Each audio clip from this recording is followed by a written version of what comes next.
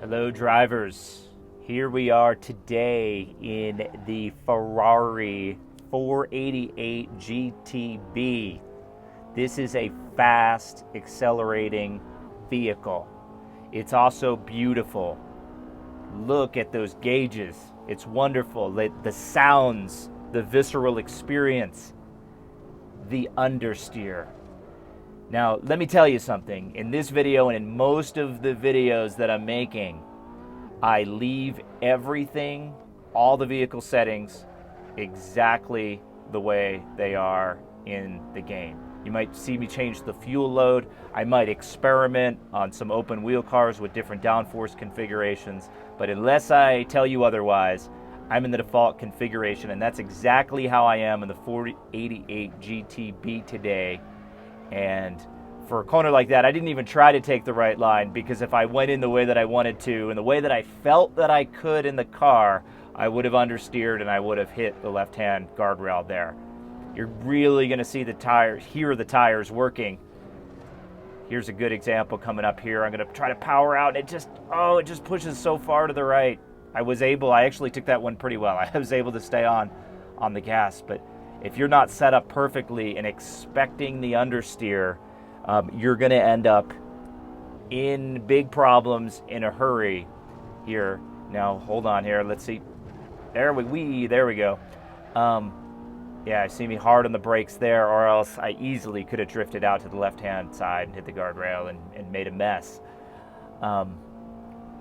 Now, this is the opposite of the Maserati Levante. If you watched that one, you saw me say, great powering out of a corner, full throttle, halfway through the corner, just push your way out. And then that one was very squirrely under braking. It's an SUV, it's heavy, that's fine.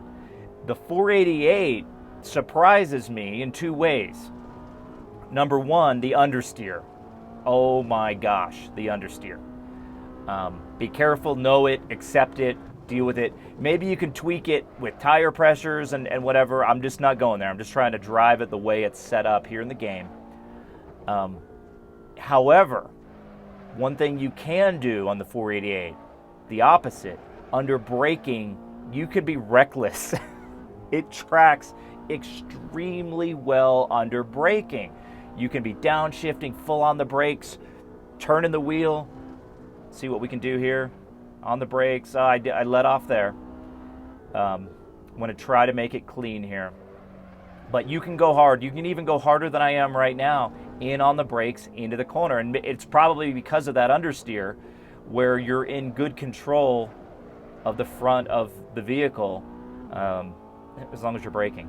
So I got to be real careful here. We're just going to go straight. But again, back on the gas, not too bad. And here's the thing about any vehicle. Once you learn the vehicle, you're fine. If you're driving other vehicles and you have the expectation that this is going to behave a lot like them, it might not. Oh, I'm trying here. Oh, trying. But lots of